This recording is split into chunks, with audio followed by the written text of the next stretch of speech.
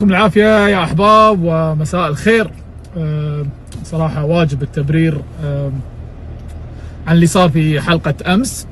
طبيعي جدا لازم أتكلم، وايد في أسئلة عن بشر، عسى ما شر، عسى ما في همام شيء أو شيء. أقول لكم همام طبعا أموره طيبة، ما في شيء. اللي صار بكل اختصار من غير ما ندخل التفاصيل، احتراما لرغبة همام نفسه. يعني مثلكم ومثلنا متضايق لي سوء الحلقه للامانه. الاداء اللي صار في الحلقه كان وده يطلع في صوره اجمل من ذلك، وانه هو الفايز تصويت الجمهور. حتى عبد الله الاحمر نفس الشيء، اداء الحلقه كان يعني مش ولا بد للامانه.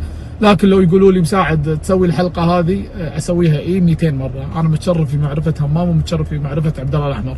هذا هو المكسب الحقيقي، لان البرنامج مرده بيوقف بيخلص، لكن علاقتي بهمام وعبد الله هي اكبر من ذلك. يكفيني شرف انه عندنا رجل مثل همام يدرس طلبه على حفظ، يعني يدرس حفظة القرآن، يدرس طلاب لحفظ القرآن. هذا يكفيني شرف.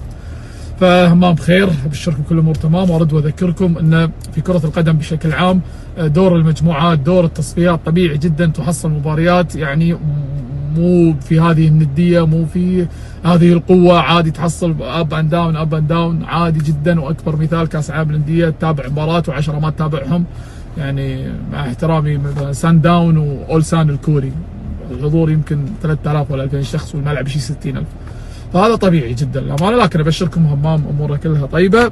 وعندنا الحين بس باقي لنا تصفيات هولندا حلقتين، وبعدها النهائيات. هني الكلام. تعال عمور، شو اسم برنامج بابا؟ تعدي 30. احلى واحد بالدنيا تطلع بحلقه تعدي 30. وشكرا، همام بخير.